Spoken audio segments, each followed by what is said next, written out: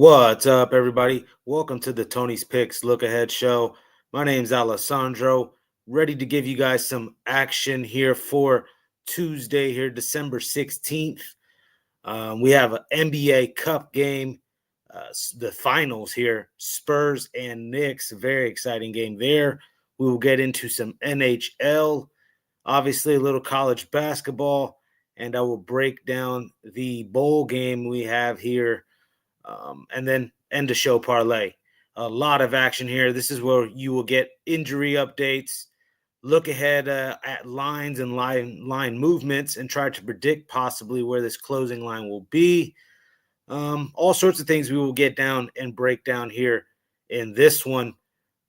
Monday Night Football did not go our way tonight, only play. Been about a 50-50 week now.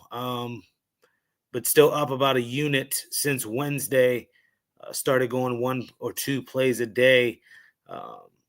Nothing wrong. Just seeing the field. We had a rough weekend last weekend, so I'm trying to go into this weekend, on a positive note. It was actually 2 weekends ago we had a rough weekend. This past weekend wasn't too bad. Just the Patriots on Sunday, but Saturday and Friday actually was good as well. So, yeah, we're just hanging in there. Another day, another dawn. Give me a favor, guys. Like and subscribe before we get into this action. We're going to get into some NBA Cup action here first. We got Spurs and Knicks here in this one. NBA Cup finals action here. Spurs have been, traveling a bit here. Knicks at home in this one.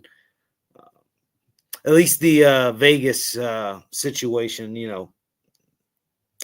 with that. But let me just get into the injury report before I rant on anything else. That Rockets and Nuggets game is a tight one. Just saw that right now. But okay, on to Spurs. We got Kyle Mangus is a game time decision. Not a big deal for the Spurs. And then Miles McBride and Landry Shamet will be out for the Knicks. I believe the Spurs are the deeper team.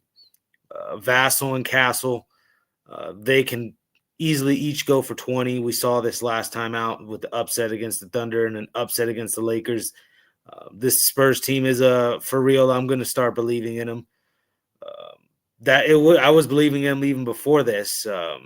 Just kind of confirmed some things. I did try to step in front of them with the Lakers, and I wasn't going to step in front of them again with the Thunder. I like him here in this spot. I talked about Vassell and Castle and what they could do. De'Aaron Fox is probably the Kyrie to Wembanyama being the LeBron or the number one piece on this Spurs team. But then there's other pieces like a Champagne, a Sochan, still waiting on Kelly Olynyk. Deep Spurs team here. Harrison Barnes, a veteran back from the Warriors days. This guy still able to spot up, shoot the three, and play good defense. Spurs are super deep. I think deeper than the Knicks. They would have needed actually a Shamet and Miles McBride here. OG Anunoby's not a bad piece, just not in love with him. Obviously Bridges as well. Brunson, yes, could go for 30 any night. I actually think under 30 and a half is live with him. Too much length on the floor here against the Knicks, and I think Karl-Anthony Towns is really going to try to get Wembanyama in foul trouble, or at least not be scared to go at him offensively. I think Wembanyama will get his against Cat. That should be a fun matchup. Really, I think both guys will get theirs. But at the end of the day, like I said, I think the Spurs are the deeper team. I have no problem continuing to ride this hot streak that they've been on here. Plus 2.5 here. We could take the money line, no problem. But if we're going to get some points, we'll take them here with the Spurs. All right, guys, let's get on into hockey. This one here, Ducks and Blue Jackets. Ducks, we just saw get it done there against New York. I did tell you take under as well. I was giving out the, Rangers, Ducks under, and then also I did give out Rangers. Ugly. They can't score. What can I say? Just can't score. Ducks are just a scrappy team. Have no problem backing them here on a back-to-back spot. I don't know, especially against a Blue Jackets team I'm just not that in love with anyways. Let me just get some stats out here for you guys as well. What the last 8 games between these last 6 teams. I can't speak. The last 6 games on the road for Anaheim against Columbus, Anaheim 6-0. So that's a stat. 9 of the last 12 games, though, for Anaheim has gone over. So, they're trending to the over, even though last night or tonight against the Rangers went under, as predicted by me. But I was thinking that spot was there. Rangers are an under team. I think Anaheim here, again, 7-1 in their last 8 games against Columbus. That's what I was trying to say as well. Just in general, 6-0 on the road here in the last 6 road games against Columbus. Again, have fed us a little bit on back-to-back spots this year. Seneke, Cutter Gauthier, plenty of pieces. Again, I love on this Ducks squad. Just the young ones. Ducks plus 120 here. We'll take it. We got Canucks and Rangers. Rangers going to bounce back. They might have some medicine here with this Canucks team who's just brutal right now. On the last 15 games, what are they? Or 16 games, they're 4-12 in their last 16 games. And then they're just an under team, kind of like New York. When I was really looking at the numbers, I was seeing 7 out of the last 8 has gone under for Vancouver. In their last 6 road games, 4 of them have gone under. And then playing in New York, for New York, 4 out of their last 5 games have gone under as well, the Rangers. Everything to me, I've been giving out Ranger unders because it's hitting at like a probably 60% clip at this point. I gave out it was 10-20 in the first 30 games of this year. Over under was the trend there with the Rangers. They're just no offense, and they are a little scrappy. They will play some some defense and hit you, and then they got solid goalkeeping. It wasn't that way tonight. I like the Rangers in this one again against a Canucks team that's no way I can back right now. Minus 140. You might want to go in regulation or -1, whatever you guys like. Under 5.5 as well. Rangers get a 2-1, 2-0 win. Finally dictate the pace of a game against a crappy Canucks squad. All right. We got Canadians, Flyers here in this one. Canadians just haven't been how I was expecting this year. But whatever. Philadelphia, 2-5. In their last 7 games when they've played on the road here against Montreal. They're 2-4 in their last 6 games against Montreal in general. So just trending to losing to this specific squad here. And then trending to the over as well. In the last 20 games, Montreal's 14 out of the last 20 games have gone over. And the over as well is the same way on the road here. So, I don't know. To me, I can buy into Canadians getting a little bit of goals here at home. Flyers do have some solid goalkeeping, but again, they're still trending to the over because they can score themselves. A Nick Suzuki, I like a Canadians prop, maybe an anytime goal, one of their main goal scorers. Yeah, I'll get over 5.5 here. Just not rushing to the window to bet all of these hockey games. But again, I'm giving you just what I'll do just based off the numbers. Again, 5 out of the last 7 games as well on the road for the Flyers have gone over, I was seeing. So Islanders, Red Wings here as well. This one, Islanders on a nice little 7-1. They've won like 7 out of the last 8 games or something. They've been playing really well. 6 out of the last 7 games they've won. But I think this is the team, the Red Wings, who they've struggled with in the past. When you look here, 2-4 in the last 6 matchups here against Detroit, 2-5 in the last 7 road matchups. So that dates back, a couple seasons now. They struggle on the road against Detroit, and they struggle just in general against Detroit. A DeBrincat goal, I don't like the price. It's only, plus 135. I would like to get more than that. I get it, though. He is their main guy, probably. You still got a Dylan Larkin, etc. But give me the Red Wings here, minus 130. I like that one a lot. Give me the Blackhawks and Maple Leafs in this one.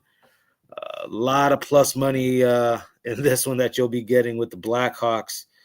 Blackhawks won the last meeting. It was actually 30 days ago. Austin Matthews was not playing at that time, was still dealing with the injury. He's now back.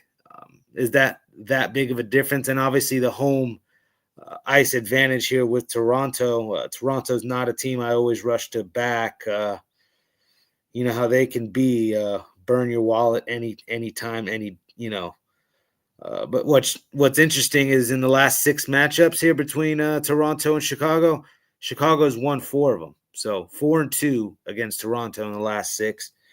The 3-2 win last time out is a part of that. But Chicago's not playing well right now. Not playing well. Last 5 games, 1-4. We've been on them a couple of these times too. But now we're getting some extra plus money. Haven't been good on the road this year really either. I saw something as well last 6 games, 1-5. Just looking at these road games that they've had, we're still going to go to them. No wrong doing with getting some plus 200 here on the Blackhawks. I do like an over because, obviously Nylander and Austin Matthews, the rest of the crew of this Tavares and all these boys can get some goals, but so can my boy Bertuzzi, and I don't know. I see plenty of goals in this one, and I'll take some plus money shot here, a plus money shot with the Blackhawks. Right, we got Mammoth and Bruins in this next one. Like and subscribe here before we get into this one. Bruins here, the short price dog. A little bit of a strange line, if you ask me.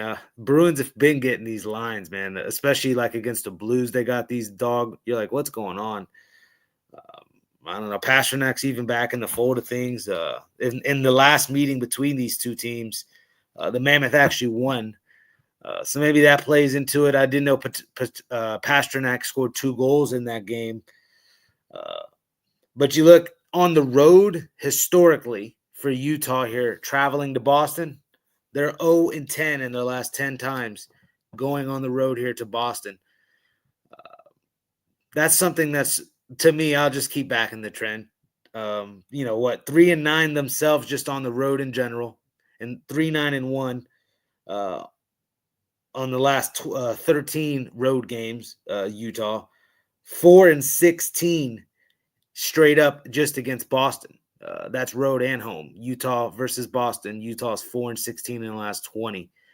To me, everything historically, and this is recent history too, trends to Boston. I can still back a Boston squad here. I think they've been playing some solid hockey. I'll get the minus 105 here. Come on. Bruins, again, we go get a little bit of plus money. I guess if you want to consider minus 105 plus money, it's the dog price, but we got some nice prices against the Blues, put it that way. But I'll take the Bruins again here. We got Oilers, Penguins, a fun matchup here, a really fun matchup. What do you call it? Bunch of goals could be scored in this one. Clearly, all the offensive firepower. Edmonton, though, in the last 8 games against Pittsburgh has dominated. They're 7-1 against Pittsburgh recently. They have struggled on the road this season. Edmonton has not looked characteristically like the past. We know the problems that they've had. It's, every day we talk about it. But anyways, Edmonton 6-12 straight up on the road this year. In the last 18 games on the road this year. And the total has gone over in 6 of the last 9 for Pittsburgh. Obviously, we know Edmonton likes to score plenty of goals as well. Pittsburgh 1-4, though, straight up in this last 5 home games against Edmonton. Everything points to Edmonton, right? It's enough. Enough. That's what Penguins say. Enough is enough. Sid the Kid gets himself a win here against these Oilers. They're just due, man. They're just not going to keep getting their head plunged, and they're actually losing 5 in a row here. The Penguins, they've lost 5 in a row. They're 1-7 in their last 8 home games. The Penguins, they're playing awful hockey right now. Just why is the price only plus 125 with everything I've just said? The Oilers are dominating them historically. The Penguins are not playing good hockey right now. They even are trending to the over because they're giving up goals. Obviously, they could score goals, but I like the over, obviously, in this one because I can see plenty of offense. But I think the Penguins go freaking shoot for shoot with them. Sid the Kid turns the clock back, man. We'll take a plus 125. Penguins there. If you're crazy enough, why not go puck line it? But I don't know. I'll take the plus 125 and we'll be greedy, but they can get up 3-2 and I don't know, or 3-3, 4-3, and then get an empty net or make it 5-3 type game. This one can get loose, extra goals. All right, we got Capitals and Wild. I've been getting Wild this year, betting on the Wild, and it's been pretty nice. I like the Wild. The Wild are a little team that with Kaprizov, Boldy. I did see Johansson's day-to-day. We'll see. I think I'm expecting him to play. The stats here, though, that I was seeing on this one, Washington is 2-7 in its last 9 games on the road here against Minnesota. So don't play well traveling to Minnesota. What do you call it? Last 14 games, though, they're 10-4 to the over. They're 8-9 to the over. The last 9 games, 8 of them have gone over. Butchering these numbers. I can't read tonight, guys.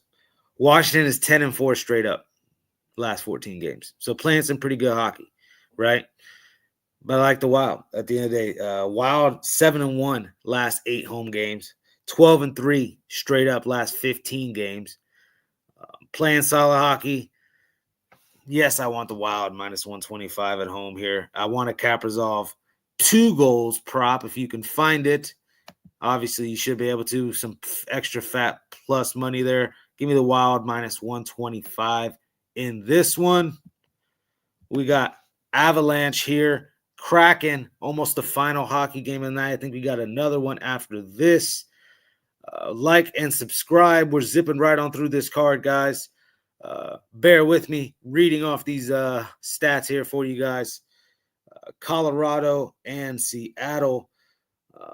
Colorado's just been a kind of a juggernaut this year. Last 20 games, 16-3-1. They've dominated Seattle. The last 6 games, they're 5-1 against Seattle. I don't know. Both teams are trending to the under. When you look here, last 12 games for Colorado, 8 of them have gone under.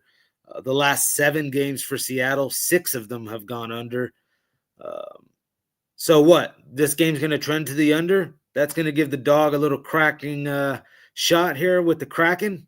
We need 1 or 2 goals, huh? If this one's going to be an under type game, a defensive slugfest, Avalanche are going to get everybody's best shot. It's everybody's Super Bowl at this point. When you see the Avalanche roll into town, I'm going to get wild with the Kraken. Let's go. Kraken plus 220. In what could be a 2-1, 2-0, 1-0 underfest, Avalanche do not care about this game. Give me some plus money again with the Kraken. We got Flames, Sharks in the final hockey game of the night, and then we move on into college basketball. Calgary has played some pretty good hockey here recently, starting to turn things around a little bit, just play a little competitive. And they've dominated San Jose, 7-0 last 7 games here against San Jose. 1 second, guys.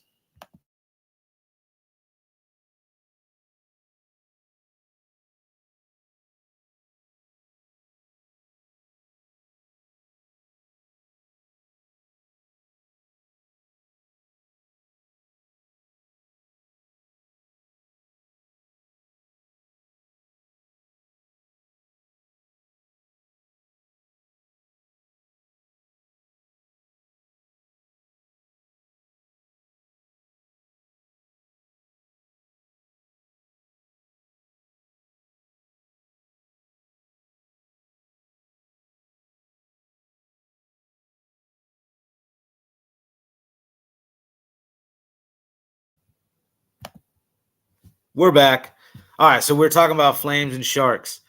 It was the fact that Calgary's actually dominated the recent history here, 7-0 straight up against San Jose last 7 games. Obviously playing some pretty solid hockey as of late. I get a little bit why they're favored. But I think, again, this is another enough is enough spot. I like San Jose's young pieces as well. Are you getting the greatest of plus money here? No, plus 110. I get it. But San Jose, 7-2 last 9 home games, playing pretty chippy at home. Yeah, I could take the Sharks here plus 110. Enough is enough. Again, type spot here. So Penguins and Sharks could possibly be an enough is enough parlay. We fight the trend on that one. Sharks and Penguins, but give me the Sharks here again against the Flames. They kind of shut down this recent little hot streak the Flames have been on. Give me the Sharks plus 110. All right, guys. We got college basketball. Toledo and Michigan State here. A giant spread. Obviously, Michigan State, the likely team to get it done here. Plenty of pieces. Obviously, we've talked about Jeremiah Fears' broken record at this point. 10 assists a night, it seems like, with him. So always can shout the prop out with him. It's probably getting juiced up at this point. I don't see college basketball props this early. I'll probably see them a little closer to game time. Happy hour will be the show for that. 3:30 on the East Coast, or on the West Coast, excuse me.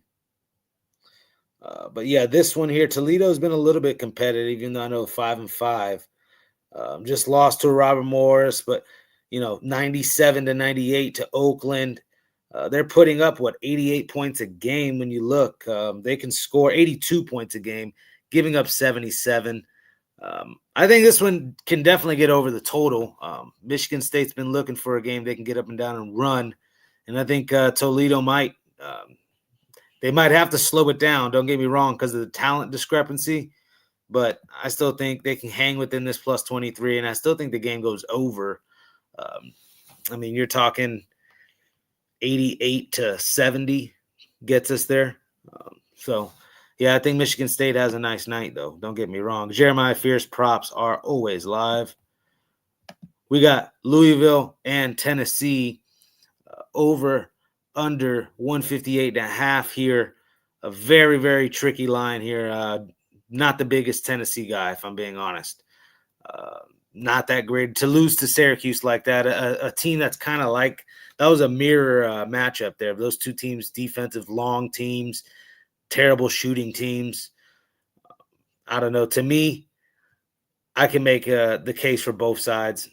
Tennessee here will try to shut down the three-point shot from Louisville and make another guy beat them. Then a Michael Brown, for instance, probably one of the main guys, Ryan Conwell as well, these two guards. They're going to make somebody else beat them. And they might close out on McNeely as well and shut him out. Those three guards are gonna get really bullied off the three-point line, and then forced to penetrate into the lane against Felix Okpara for Tennessee. Good luck. That guy's 6'11", long, great shot blocker. I can make cases for this game to actually go under, because I also think Tennessee has to slow it down in the half-court, half-court offense, slow it down, and make Gillespie just create a shot. Because he's a decent shot creator. Does he make them a lot? No, it's not the greatest percentage. But, Gillespie's going to have a good night here for Tennessee. I like the under 158, though. I think that's the only way Tennessee can get this win here, is forcing Louisville at a slow pace and really bullying them off the three-point line. We got DePaul, St. John's. St. John's minus 18 here against DePaul. We'll be quick with this one. It's almost automatic fade once DePaul gets in conference play. This is like public knowledge. It's one of the things here. We'll go to St. John's here. If DePaul covers this, okay, maybe we'll start taking DePaul serious. But again, don't get fooled by their non-conference record.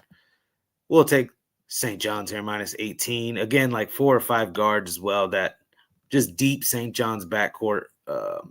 Bryce Hopkins as well. I like 6'7". He can shoot a little bit, expecting his percentages to rise a little bit.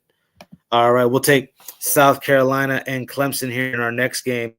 Total at 141. I could argue that seems a little light. South Carolina can find some sort of offense, and I like Clemson here a little bit. Just haven't been playing well. We saw them cover though against BYU. That was a big time game that we thought they'd even get the outright win. Little chippy Clemson team here. Would like them to shoot a little bit better. I think that'll come later on in the year. I think this line is a little funky. I think there is value on the South Carolina side. Don't get me wrong. I don't want this game, but guys, to me it's still a favorite or pass situation. When I'm looking at Clemson, what was it when I was seeing Clemson that had me just like I can't back them. 1 second. Clemson, South Carolina.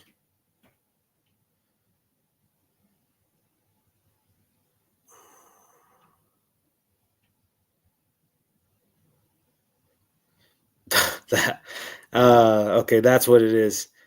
I'm not gonna roast the kid. There's just a guard on their team by the name Meechie Johnson, who I'm just not a fan of. That's the first thing.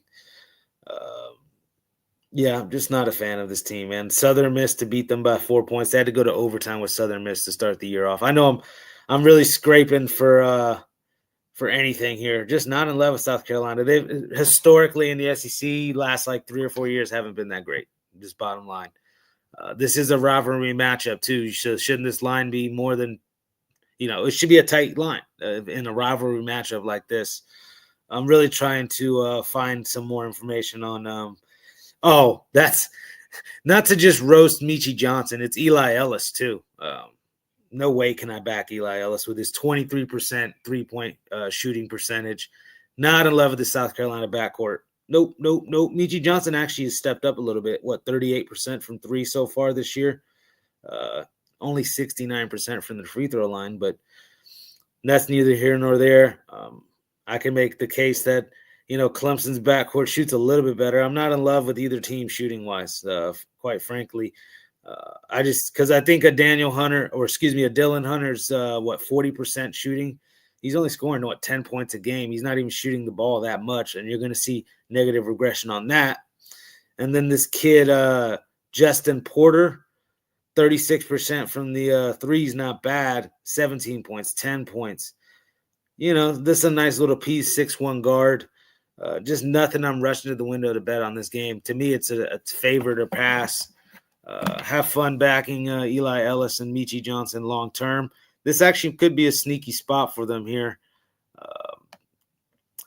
To me, I'll go over 141 here in this game. I don't know. I can make a case here for both sides. It's a funky line. Over 141, South Carolina, Clemson.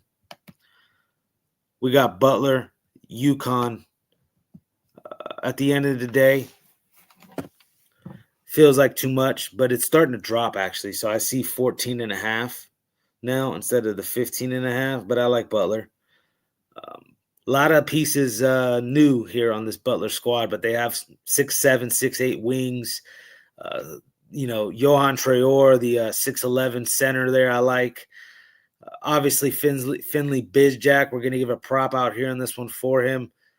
18, 19 points a game out of this kid, able to shoot the three, a 6'4" guard. I like this kid. I think they're getting a little too many points here. 80-78 last year, overtime win for UConn. And then it was, I think, a 78-74 UConn win. So, yeah, I know UConn won both games last year, but they were both tight, down to the wire type games. And, again, this isn't exactly the same Butler team from last year. I know they have Finley Bizjack back. Again, nice to have him back. Traore and these other pieces are all kind of new transfers in. Still plenty of size to compete with the UConn. This is always going to be a Super Bowl type game for Butler. To me, to get 15.5 points, even if they're on the road, I'll take it. Plus 15.5 here with Butler. And, yeah, try to find some plus money for him to 20 points. He's averaging 18, so it might be a plus 120. But Finley Bizjack, here in that one.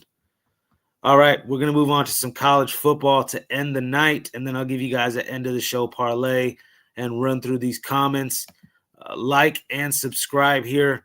Almost through. We got Troy and Jacksonville State here in this bowl game. What is it? The 68 Bowl, or not the greatest of bowl games, man. 1 second. Give you guys the bowl game here. The Salute to Veterans Bowl. That's right. I was getting this 68 Bowl or whatever confused with the bowl game tomorrow, or on Wednesday. Jacksonville State's going to try to run the ball with the quarterback, Hayden Creel, and then also Cam Cook, 1,600 plus rushing yards. Yes, I would lean Jacksonville State if I had to choose a side.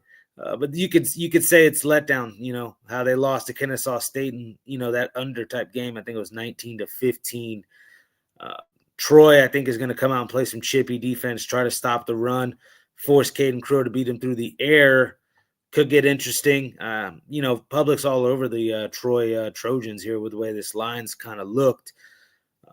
Funky line. I do kind of think that's a defensive game. I think the run games for both sides, even though Troy's running back will be out in this one, I still think they're going to try to run the football right back at Jacksonville State. I like under 49 here in this one. Under 49.6. Yeah, under 49.5 in Jacksonville and Troy. All right, end of the show, parlay time. I'm pretty sure the Dolphins ruined it for us, but we had Panthers and Dolphins as our end of show parlay yesterday. We'll go Spurs plus the 2.5, and we won't get greedy. We'll go Blackhawks plus 1.5. You can obviously money line, have some fun with this one, those two there, but I like those two picks for sure. End of the show parlay. All right, let's go check out some of these comments here before we get out of here too. Appreciate each and every one of you guys tuning in. We got the usual, we got DeAndre in here. Another night. Night moves coming up. Who did you have in Steelers game? You already know I had those shitty Dolphins. Yep, thank you. Shitty Dolphins. I did say that in the beginning of the show, by the way, guys. I don't hide from the truth. I had, about 3 days in a row I'd actually skip that because Patriots let me down too. I'm on a 2-day loser. 3-2 last 5 pretty much. It's been a little iffy, 50-50 up on the week. Trying to get back at it. We will have 3 or 4 plays in tomorrow, actually. We'll have a 3-pack and a 4-pack. A 3-pack and a 4-pack. We'll have a 3-pack and my best bet, which will not be included in that 3-pack. So 4 total plays tomorrow. Scoop those up. Link in the description. Again, like and subscribe, guys. Move on with some of these comments here. We got Sonny back in the chat. Good to see Sonny again. How about those Steelers? Cashed out my 2-team total, 43.5. I knew Bengals were scoring 2 at the end. Didn't expect them to go for 2 twice and miss. Talking about that Bengals game. Yep. No, nice win there with the Steelers. Is what it is. Tua did not play particularly great. A lot. So the public play was correct. Nothing wrong with that. Hey, a win's a win. Gave up half my winnings. Found out if you take team total over and whole game under, it pays out 3 times more if you take the over. How's that work with the book? Interesting, Sonny. How the hell the Heat Raptors going to go 34 points under total? No, that one would have got me too because I gave out over 234. I gave out the over in that for sure. Rough. Tell me about it. Who needs a rest because they played 2 games in a row and need rest? League is soft. 100%, man. Hurts. And Tennessee is dead to me. Completely dead to me. You don't think the public thinks that way, though? Because trust me, I think the same exact way. They're completely dead to me, especially being on them there against Syracuse. They're dead to me right now. I can definitely feel that way. about Tennessee. But guess what? Why is the line at +1? They're trying to bait you into Louisville. That's for sure. That's how that line feels. I'd rather just back Tennessee's defense and take an under. They still might, when it comes down to the shooting there at the end, sketchy. When you have Louisville significantly better, just shooting team. Yeah, Tennessee's completely dead to me, 100%. It says, it seems like almost every college basketball game goes under. Duh. It's on one of those things, huh? I don't know. I know we gave out Niagara VCU to go under, and that one, depending on when you got it, I believe I gave out under 141 on the show. It went over. It went 142. But live, I said it was 143. That one was a blowout. Of course, Niagara did cover. Saw some value on Niagara a little bit, but yeah, I thought that was funky because VCU got fraud checked by New Mexico last time out. Just recapping tonight, guys. And then I'll be at the Sun Bowl again. Nice. I'll be at the Sun Bowl. Checking that out. But there you have it, guys. Thank you to everybody in the chat. Sonny, Alex in the chat here. Detail for you in the chat. Nice little name there. Detail for you. Of course, DeAndre here in the chat. All right, guys. Let's get out of here. Again, link in the description. Check out what we have on the site. Use the 2-for-1 Capper promotion and the Tony T discount code at checkout. Get that 15% off. Everybody have a wonderful night and good luck tomorrow on your bets. And let's make tomorrow a winning day. Peace.